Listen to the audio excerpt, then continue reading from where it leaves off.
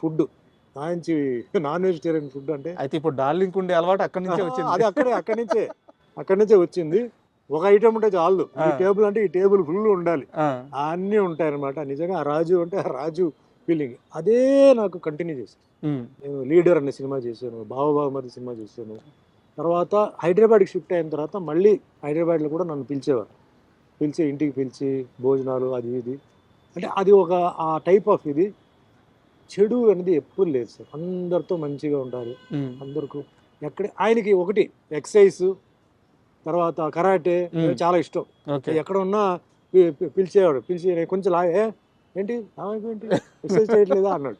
కొంచెం టఫ్గా ఉంటే ఇలాగే ఉండే అట్లా. అంటే ఎక్సర్సైజ్ మీద, హెల్త్ మీద బాగా, అంటే ఫిట్నెస్ మీద, ఫుడ్ మీద, లైఫ్ ఎంజాయ్ చేయాలి, ఎంజాయ్ చేయకుండా లైఫ్ ఏంటి అని అనుకుంటున్న ఒక వ్యక్తి.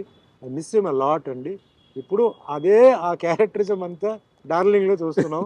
ఆ బిహేవియర్ కానీ అన్నీ అదే వచ్చేసింది. అవును, సేమ్ జూనియర్, అదే మంచితనం, అదే ఫుడ్ పెట్టడం, సేమ్ జూనియర్ వచ్చింది.